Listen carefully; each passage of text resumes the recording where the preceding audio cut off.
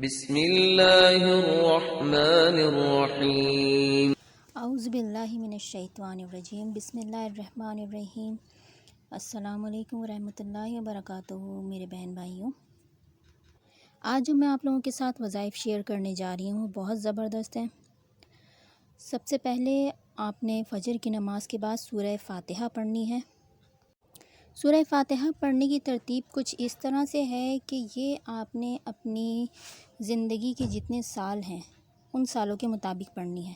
اگر کوئی 15 سال کا ہے تو وہ 15 مرتبہ پڑھے گا، اگر کوئی 55 سال کا ہے تو وہ 55 مرتبہ پڑھے گا، اگر کوئی 40 سال کا ہے تو وہ 40 مرتبہ پڑھے گا۔ جو لوگ سورہ فاتحہ کو 11ویں روزے کو فجر کی نماز کے بعد نہ پڑھ سکیں تو وہ رمضان شریف میں کسی بھی دن کسی بھی روزے کو فجر کی نماز کے بعد اس ترتیب سے سورہ فاتحہ کو پڑھ سکتے ہیں اور انہیں لازمی پڑھنا چاہیے۔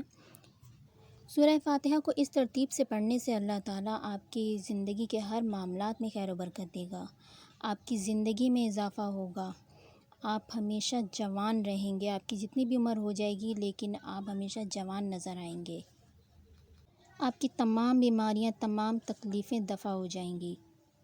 اللہ تعالیٰ آپ کی صحت تندرستی طاقت میں خوب اضافہ فرمائے گا، آپ کے رزق اور مال و دولت میں خوب خیر و برکت ہوگی۔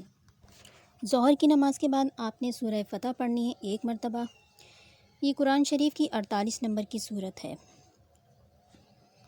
آپ صلی اللہ علیہ وآلہ وسلم نے فرمایا، سورہ فتح مجھے دنیا و ما فیہا کی ہر نعمت سے زیادہ عزیز ہے اور بہت محبوب ہے۔ سورہ فتح اس وقت نازل ہوئی تھی جب صلح حدیبیہ کا معاہدہ طے پایا تھا سن 6 ہجری میں، جس وقت صحابہ کرام اور اللہ کے رسول صلی اللہ علیہ وآلہ وسلم عمرے کے لیے گئے اور مشرکین نے انہیں آنے نہیں دیا۔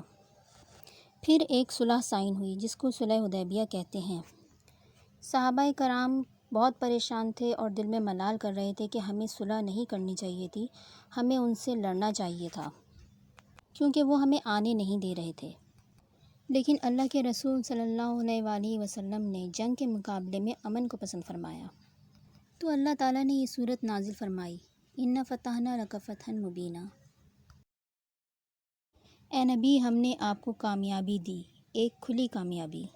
پھر صحابہ کرام خوش ہو گئے، انہیں لگ رہا تھا ہم معاہدہ کر کے پیچھے رہ گئے، لیکن قرآن کہہ رہا ہے فتح مبین ہے۔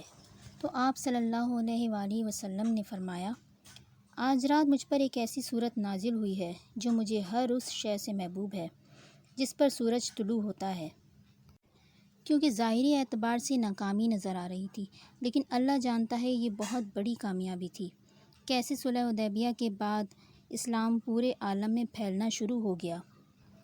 3 سے 4 سالوں میں کئی ممالک مسلمان ہو گئے، امن سائن ہو گیا، خطوط کا تبادلہ شروع ہو گیا، مبلغین جانے لگ گئے اور بہت سارے لوگ یہ سمجھ گئے کہ قریش نے معاہدہ کر لیا مطلب جھک گئے۔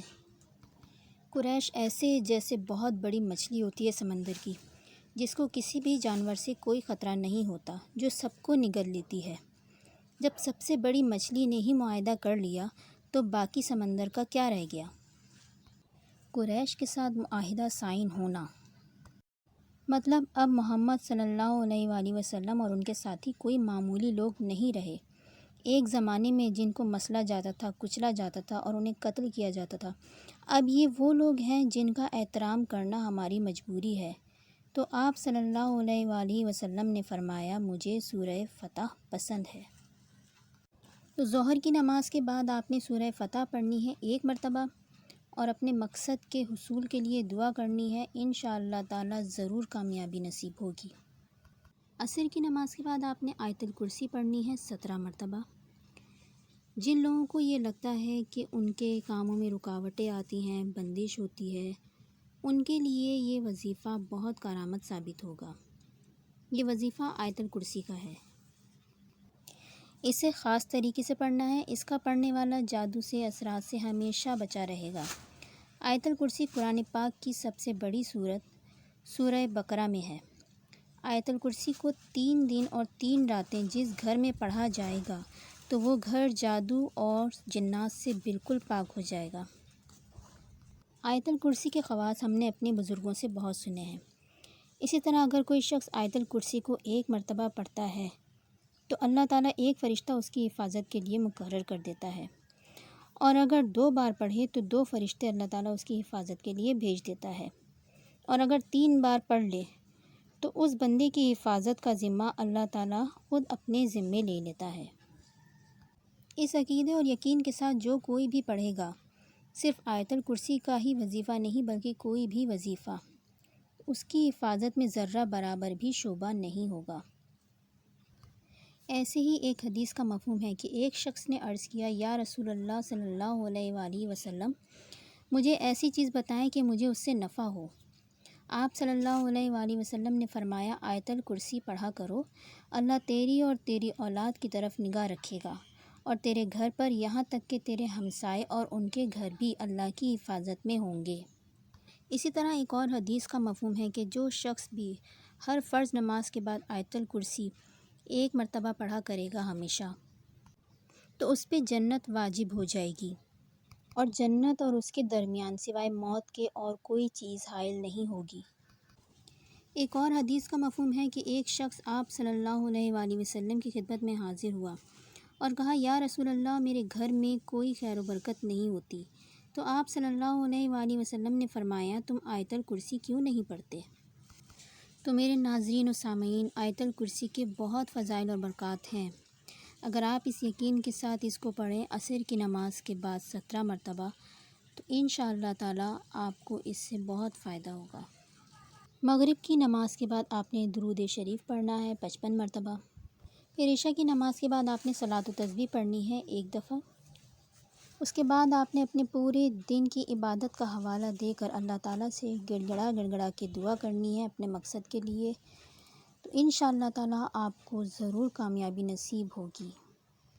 میری دعا ہے اللہ تعالیٰ آپ لوگوں کو تمام آپ کے نیک مقاصد میں کامیابی عطا فرمائے، صحت تندرستی عطا فرمائے، اور آپ لوگوں کو اللہ تعالیٰ لمبی زندگی عطا فرمائے، خوشیوں سے بھری زندگی عطا فرمائے۔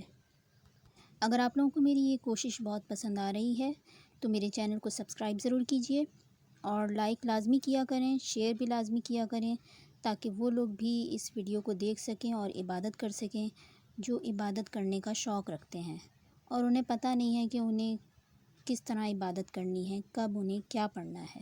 تو لازمی شیئر کریں تاکہ دوسرے بھی اس سے فائدہ اٹھا سکیں۔ بہت بہت شکریہ، جزاک اللہ، السلام علیکم ورحمۃ اللہ۔